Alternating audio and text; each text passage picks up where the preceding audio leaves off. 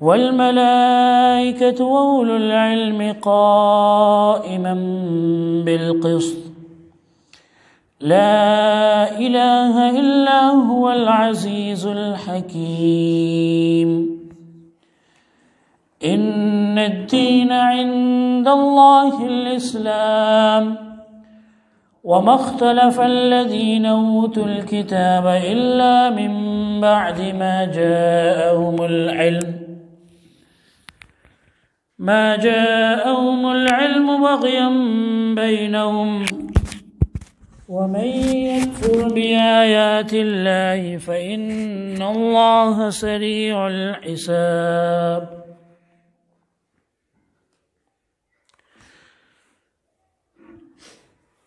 اللہ تبارک و تعالی نے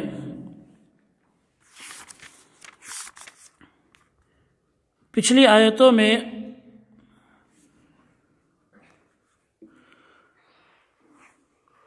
ان لوگوں کے بارے میں بیان فرمایا تھا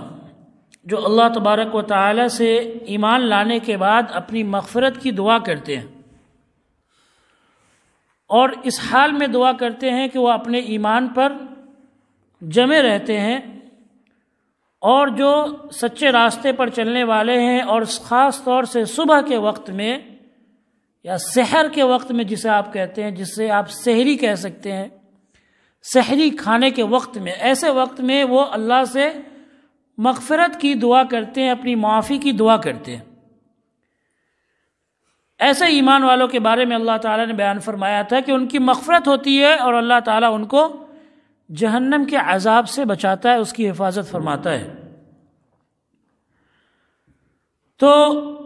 اللہ کے رسول صلی اللہ علیہ وسلم کا بھی معمول تھا کہ آپ صلی اللہ علیہ وسلم صبح کے وقت کو اللہ کی عبادت کے لیے، صبح کا مطلب جو سحر کا وقت ہوتا ہے، اس وقت کو اللہ کے رسول صلی اللہ علیہ وسلم اللہ کی عبادت کے لیے خاص کر دیا کرتے تھے۔ اور آپ صلی اللہ علیہ وسلم چونکہ نبیوں پر تہجد فرض ہوتا ہے، تو ایسے وقت میں اللہ کے رسول صلی اللہ علیہ وسلم وتر کی جو نماز ہے بالکل صبح تک یا سحر کے وقت تک کے لیے وتر کی نماز کو ٹال دیتے تھے، اور وتر کی نماز سب سے آخر میں پڑھتے تھے، اور تمام دعائیں اور اللہ سے مغفرت، یہ تمام چیزیں اللہ کے رسول صلی اللہ علیہ وسلم صبح کے وقت میں یا سحری کے وقت میں کرتے تھے۔ اور خود حضرت یعقوب علیہ السلام کے بارے میں آتا ہے کہ جب ان کے بیٹوں نے ان سے اپنی غلطی کے لیے اللہ سے معافی مانگنے کا، اللہ سے معافی طلب کرنے کی درخواست کی، انہوں نے کہا کہ آپ ہمارے لیے مغفرت کی دعا کیجئے، کیونکہ ان کے بیٹوں نے یوسف علیہ السلام کے خلاف چال چلی تھی اور یوسف علیہ السلام کو مارنے کی کوشش کی تھی۔ تو یعقوب علیہ السلام نے اپنے بیٹوں کے لیے جو مغفرت کی دعا مانگی، وہ کب مانگی؟ سحر کے وقت میں، صبح کے وقت میں انہوں نے اپنے بیٹوں کے لیے مغفرت کی دعا مانگی، جو اللہ تعالیٰ، جو قرآن میں انہوں نے بیان کیا، اللہ تعالیٰ نے بیان کیا سوف استغفر لکم، کہ میں آپ کے لیے دعا کروں گا، مغفرت کی دعا کروں گا، لیکن کچھ دیر بعد یعنی صبح کے وقت تک کے لیے انہوں نے اس دعا کو ٹال دیا۔ تو سحر کے وقت میں، صبح کے وقت میں دعا کرنا اور صبح کے وقت میں اللہ سے مانگنا، یہ بہت بڑے ثواب کا کام ہے، اور اللہ تبارک و تعالیٰ ایسے وقت میں دیتا ہے، عطا کرتا ہے، اس لیے کہ یہ وقت جو ہے صبح کا وقت، یہ غفلت کا وقت ہے نا۔ ساری دنیا ایسے وقت میں غافل رہتی ہے، سوئی رہتی ہے، سارے لوگ سوئے رہتے ہیں، اور اس وقت میں نیند بھی اچھی آتی ہے، جو سو آپ کہتے ہیں میٹھی نیند، پیاری نیند۔ آدمی سونا شروع کرتا ہے تو جو اس کو اچھی نیند اور میٹھی نیند آتی ہے، اس صبح کے وقت میں آتی ہے، سحر کے وقت میں، فجر کے وقت میں، ایسے وقت میں انسان کو میٹھی نیند آتی ہے، اور شیطان بھی ایسے وقت میں انسان کو سلاتا ہے۔ تو ایسے وقت میں انسان اپنی نیند کو قربان کرے، میٹھی نیند کو قربان کرے، اور اپنی میٹھی نیند کو قربان کرنے کے بعد میں وہ صبح کو اٹھ کر اللہ تبارک و تعالیٰ سے مانگے، اللہ تبارک و تعالیٰ سے مغفرت مانگے، معافی طلب کرے، تو اللہ تعالیٰ اس کی مغفرت کرتا ہے، اللہ تعالیٰ اس کو دیتا ہے، عطا کرتا ہے۔ اور یہ بات آپ تجربہ کر کے دیکھیں، یہ چیزیں تجربہ کرنے کی ہے، آپ ایکسپیرینس کر کے اس کا انوبھو کریں۔ آپ خود، آپ کو کسی چیز کی ضرورت ہے، اللہ سے آپ کو کچھ چاہیے، کچھ مانگنا چاہتے ہیں اللہ تعالیٰ سے، تو آپ صبح کے وقت میں اٹھ کر مانگ کر دیکھیں، ایک بار اللہ تبارک و تعالیٰ کے سامنے 2 رکعت نماز پڑھ لے، یا پھر تہجد کی جو مکمل نماز ہے 8 رکعت پڑھ کے اللہ تبارک و تعالیٰ سے مانگے، اور مانگ کر پھر آپ دیکھیں وہ چیز اللہ تعالیٰ آپ کو دے گا، عطا کرے گا۔ وہ دن آپ کا سکون سے، زندگی آپ کی سکون سے گزرے گی، ہے نا۔ تو یہ جو وقت ہے صبح کا وقت، فرض کے علاوہ جو آدمی کام کرتا ہے اس سے انسان کی زندگی کے اندر اور سکون ملتا ہے۔ 5 نماز فرض ہے، یہ ہمیں پڑھنا ہے، یہ ضروری ہے۔ یہ اس کے ذریعے سے ہم اللہ تبارک و تعالیٰ نے ہمارے اوپر جو فرض کیا اس کو ہم ادا کر رہے ہیں۔ جیسے ہوتا ہے نا کہ کسی کی نوکری ہے 8 گھنٹے کی، وہ جا رہا ہے 8 گھنٹے نوکری کی اس نے، تو یہ کوئی احسان نہیں کر رہا ہے کمپنی کے اوپر یا پھر مالک کے اوپر۔ 8 گھنٹے کے علاوہ اور کچھ اپنی طرف سے اگر یہ کر دے تو پھر اس سے جو ہے مالک خوش ہو جاتا ہے اور بھی زیادہ، ہے نا، کہ دیکھو ایک تو ہماری ایک نوکری بھی کر رہا ہے، 8 گھنٹے کی پوری ڈیوٹی کر رہا ہے، اور اس کے علاوہ بھی ہمارے لیے کچھ کام کر رہا ہے۔ تو اللہ تبارک و تعالیٰ نے 5 نمازیں فرض کی، یہ ہر انسان پر فرض ہے، یہ ادا کرنا ہے۔ اس کے علاوہ اگر انسان اپنی نیند کو قربان کر کے اللہ کے سامنے کھڑا ہوتا ہے، اللہ تعالیٰ سے مانگتا ہے، تو اللہ تعالیٰ دیتا ہے، اور اللہ تعالیٰ نے خود وعدہ فرمایا ہے، جیسا کہ کئی بار اس سے پہلے ہم بیان کر چکے ہیں، درس میں بھی بیان ہو چکا ہے، اور جمعے کے بیان میں بھی یہ ہم نے بتا دیا ہے کہ صبح کے وقت میں اللہ تعالیٰ خود کہتا ہے بندوں سے کہ بندہ کوئی ہے جو مجھ سے مانگے، مجھ سے دعا کرے، مجھ سے طلب کرے۔ جو تہجد کا وقت ہوتا ہے، وہ فجر کی اذان کے بعد میں وہ فجر کا وقت شروع ہو جاتا ہے، قبولیت کا وقت سب بالکل وہی ہے، لیکن اس کے بعد پھر اللہ تبارک و تعالیٰ عرش پر چلا جاتا ہے۔ فجر کی اذان کے پہلے پہلے اللہ تعالیٰ عرش پہ چلا جاتا ہے، اس سے پہلے پہلے تک اللہ تبارک و تعالیٰ، یہ جو دنیا کا آسمان ہے، جو پہلا آسمان ہے، اس پر اللہ تعالیٰ رہتا ہے، اور بندوں سے کہتا ہے کوئی ہے مانگنے والا۔ تو کوئی بھی پریشانی ہے، کوئی بھی مصیبت ہے، کسی چیز کی ضرورت ہے، تو آپ اللہ تبارک و تعالیٰ سے ایسے وقت میں مانگ کر دیکھیں۔ اٹھے اور اٹھ کر وضو کر کے اللہ کے لیے، کوئی دیکھ نہیں رہا ہوتا ہے، ایسے وقت میں انسان کے دل کے اندر کسی کا دکھاوا بھی نہیں آتا، کیونکہ دنیا سو رہی ہے، نماز پڑھ رہے ہیں تو 20 آدمی ساتھ میں پڑھ رہے ہیں، تو کبھی یہ خیال آ گیا کہ چلو 20 آدمی دیکھ رہے ہیں، لیکن اس وقت میں سارے لوگ سو رہے ہیں، اور انسان یہ کوشش کرے کہ اگر ایسے وقت ہے جو لوگ سو رہے ہیں ان سے بھی چھپ کر انسان اللہ کی عبادت میں لگ جائے، ہے نا۔ حضرت عائشہ رضی اللہ عنہا فرماتی ہیں کہ میں ایک رات اٹھی، اچانک میری نیند ٹوٹی، تو میں نے اپنے پاس میں نبی صلی اللہ علیہ وسلم کو نہیں پایا، تو مجھے یہ خیال ہوا، مجھے یہ ڈر ہوا کہ آپ صلی اللہ علیہ وسلم کہیں کسی دوسری بیوی کے پاس تو نہیں چلے گئے، تو میں نے اپنے ہاتھ جیسے بڑھائی ادھر ادھر، تو آپ صلی اللہ علیہ وسلم کو دیکھا کہ آپ سجدے میں گرے ہوئے ہیں اور دعا فرما رہے ہیں، اپنی امت کے لیے رو رہے ہیں۔ رات کا وقت ہے۔ عائشہ رضی اللہ عنہا نے کہا کہ میں کیا سوچ رہی تھی، میں کس خیال میں تھی، اور نبی صلی اللہ علیہ وسلم کس عالم میں۔ نبی صلی اللہ علیہ وسلم تو اللہ کے لیے جھکے ہوئے سجدے۔ تو رات کی تنہائی میں، رات کے اندھیرے میں، جب سارے لوگ نیند میں مست ہو، کوئی بندہ اللہ کے لیے صرف اور صرف اللہ کے لیے اٹھتا ہے، اللہ کے سامنے کھڑا ہوتا ہے، اللہ تبارک و تعالیٰ سے مانگتا ہے، اور اللہ تبارک و تعالیٰ کی یاد میں 2 آنسو کے قطرے گرا دیتا ہے، تو اللہ تبارک و تعالیٰ کے نزدیک ان قطروں کی، آنسو کے جو یہ بوند ہے، ان بوندوں کی اللہ تبارک و تعالیٰ کے نزدیک اتنی اہمیت ہے جتنا کہ شہید کے خون کی اہمیت ہے۔ ایک آدمی تلوار لے کر اللہ کے راستے میں نکلا، اس کو امید نہیں ہے کہ وہ دوبارہ بچ کے آئے گا یا نہیں، وہ بالکل اپنی موت کو ہاتھ پر لے کر گیا ہے، گھر والوں سب کو اس نے الوداع کہا، اللہ کے راستے میں نکل گیا کہ آج میں شہید ہو جاؤں گا۔ وہاں پر جو 2 خون کے قطرے اس کے گرتے ہیں، وہ خون کے بوند، اور ایک آدمی وہ جو اللہ کی یاد میں اٹھا، اللہ کی یاد میں اس نے اپنے آنکھ سے 2 آنسو گرائے، یہ دونوں قطرے، یہ دونوں بوند اللہ کے نزدیک برابر ہے۔ یہ خود اللہ کے رسول صلی اللہ علیہ وسلم نے حدیث کے اندر یہ بات فرمائی۔ اور اللہ تبارک و تعالیٰ ایسے انسان کو اپنے عرش کے سائے میں جگہ بھی دے گا، جو انسان اللہ کو یاد کرے تنہائی میں، اکیلے میں، اللہ کو یاد کرے اور اللہ کو یاد کر کے اس کی آنکھ سے آنسو نکل جائے، گھر والوں کو یاد کر کے نہیں، جو مر گئے ہیں دنیا میں، بھائی بہن یا کوئی اور رشتہ دار، ان کو یاد کر کے نہیں، صرف اور صرف اللہ کو یاد کر کے، اللہ کا روب، اللہ کا خوف، اللہ کا ڈر، اللہ کے عذاب کا ڈر، اللہ کی نعمتوں پر انسان اللہ کا شکر ادا کرتے ہوئے، اس طرح سے اگر انسان اللہ تبارک و تعالیٰ کی یاد میں اپنے آنکھ سے 2 آنسو کے قطرے گرا دے، تو اس کی بہت اہمیت ہے اللہ تعالیٰ کے نزدیک، بہت زیادہ اہمیت۔ اب اس کے بعد میں اللہ تعالیٰ فرماتا ہے، یہ توحید کی گواہی کی آیت ہے اور یہ بہت اہم آیت ہے۔ شہید اللہ انہ لا الہ الا ہو والملائکۃ واولو العلم قائما بالقسط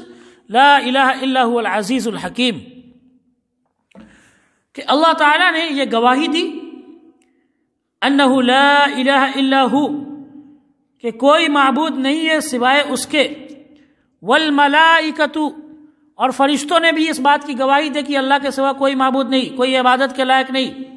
وَأُولُو الْعِلْمِ، اور ان کے ساتھ میں علم والوں نے گواہی دی، عالموں نے گواہی دی، قائمًا بالقسط، اور یہ اسی حالت پر، یعنی اللہ عبادت کے لائق ہے، اسی حالت پر شروع سے بالکل انصاف کے ساتھ اسی پر قائم ہے، یعنی شروع سے اب تک اللہ تعالیٰ عبادت کے لائق ہے، کوئی اس کے برابر نہیں ہوا جس کی عبادت کی جائے۔ لا الہ الا هو العزیز الحکیم، کوئی معبود نہیں سوائے اس کے، وہ زبردست اور حکمت والا ہے۔ یہ آیت اللہ تبارک و تعالیٰ کی، اس کو شہادت کی آیت کہی جاتی ہے، یعنی کہ اس کے اندر خود اللہ تبارک و تعالیٰ یہ گواہی دے رہا ہے کہ اللہ کے سوا کوئی معبود نہیں، اور اللہ سے سچا گواہ کوئی نہیں ہے۔ تو یہ تو سب سے بڑی جو ہے گواہی ہو گئی، سب سے بڑی گواہی ہو گئی کہ اللہ ہی عبادت کے لائق ہے، اللہ کے علاوہ کوئی اور عبادت کے لائق نہیں ہے، خود اللہ تعالیٰ گواہی دے رہا ہے۔ اب اس کے بعد میں اللہ تعالیٰ نے ذکر کیا فرشتوں کا، کہ فرشتے اس بات کی گواہی دے رہے ہیں کہ اللہ کے سوا کوئی معبود نہیں ہے۔ فرشتے جن کو اللہ تعالیٰ نے دنیا کے کام سونپ رکھے،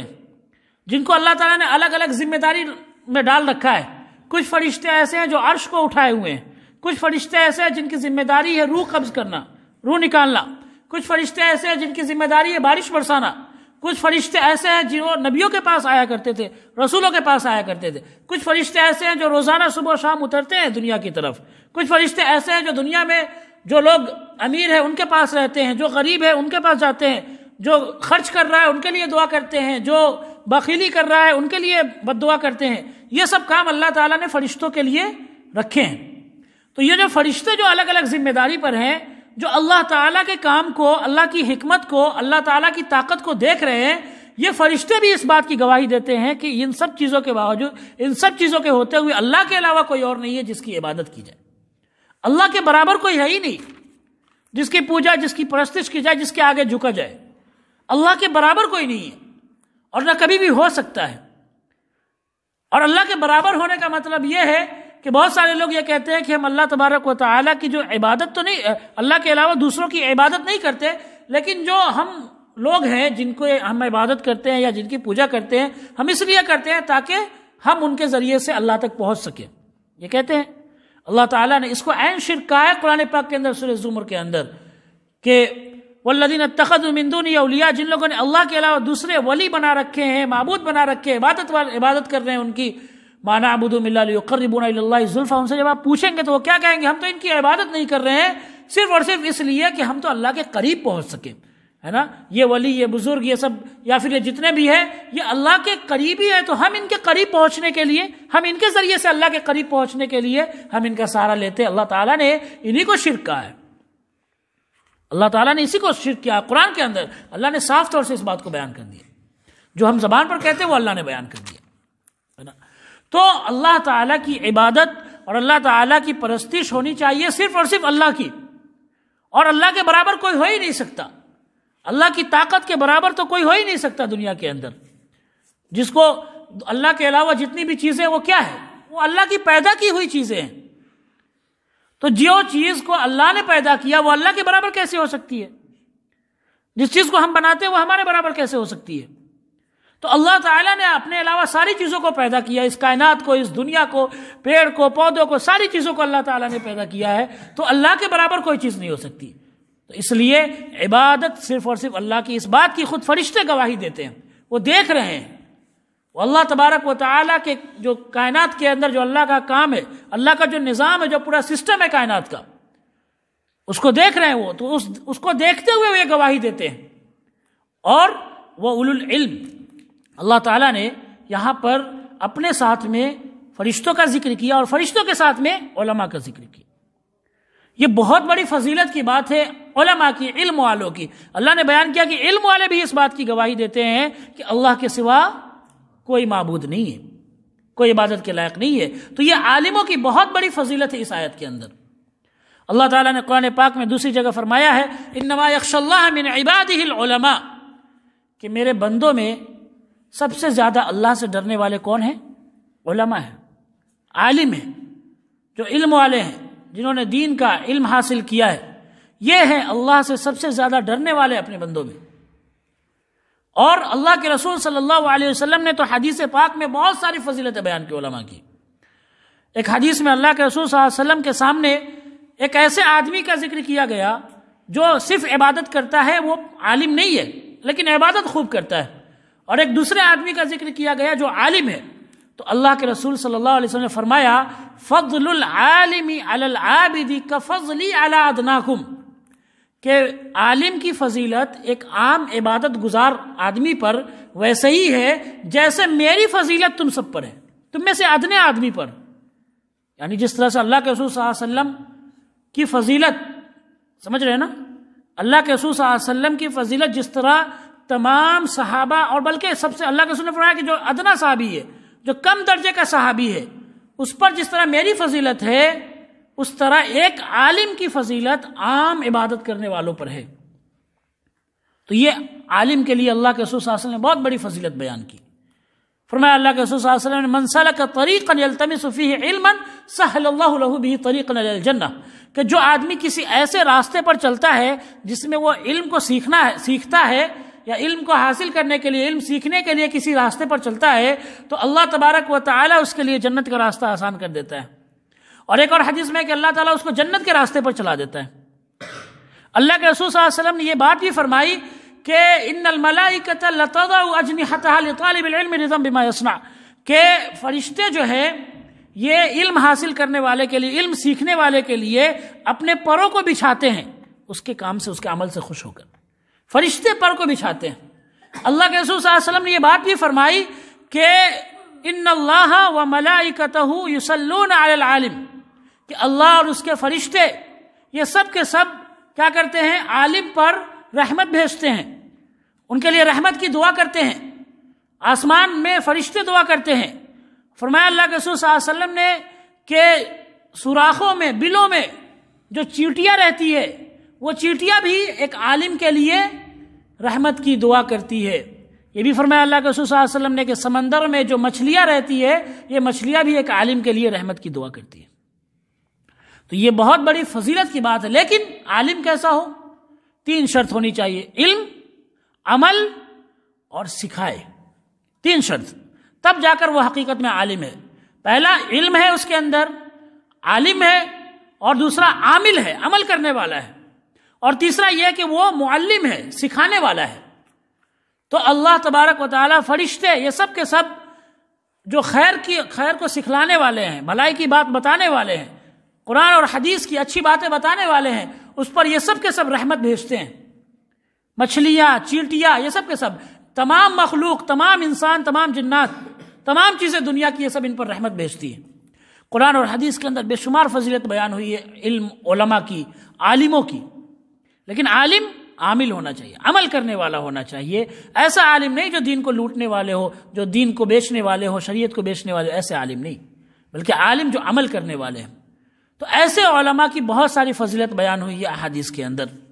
اور کئی ساری حدیثوں کے اندر اللہ کے رسول صلی اللہ علیہ وسلم یہاں تک فرمایا کہ عالم اور علم یہی دنیا کے اندر جو کچھ ہے، اس کے علاوہ جو کچھ بھی سب بیکار ہے۔ انسان یا تو عالم ہوگا یا پھر سیکھنے والا ہوگا، یا تو وہ سکھانے والا ہوگا یا سیکھنے والا ہوگا، ہے نا، علم حاصل کر رہا ہوگا یا پھر علم دوسروں کو سکھا رہا ہوگا۔ ایسے ہی 2 لوگ ہیں جن کے بارے میں فضیلت بیان ہوئی ہے حدیث کے اندر، ہے نا۔ تو علماء کی بہت سارے فضائل علماء کے بیان ہوئے، اللہ کے رسول صلی اللہ علیہ وسلم نے بہت سارے فضائل بیان کیے۔ یہ علماء اس بات کی گواہی دیتے ہیں، خود اللہ نے قرآن میں بیان کیا کہ فرشتوں کے بعد علماء گواہی دیتے ہیں۔ اب یہاں سے پتہ چلتا ہے کہ علماء حقیقت میں وہ عالم ہے جو توحید کی گواہی دیتا ہے۔ توحید یعنی اللہ معبود ہے، اللہ عبادت گزار، اللہ ہی عبادت کے لائق ہے، اس بات کی جو گواہی دیتا ہے وہی حقیقی عالم ہے، ورنہ اللہ کے علاوہ جو دیگر لوگوں کو اللہ کے برابر سمجھتا ہے وہ عالم نہیں ہے قرآن کی نظر میں۔ تو اللہ تعالیٰ نے بیان فرمایا کہ لا الہ الا ہو، اس کے سوا کوئی معبود نہیں، فرشتوں نے بھی گواہی دی، اور وَأُولُو العلم، اور علم والوں نے بھی گواہی دی، قائما بالقسط، اور وہ انصاف کے ساتھ شروع سے قائم ہے، لا الہ الا هو العزیز الحکیم، اس کے سوا کوئی معبود نہیں ہے، وہ زبردست اور حکمت والا ہے۔ اللہ تعالیٰ سے دعا ہے کہ اللہ ہم سب کو کہنے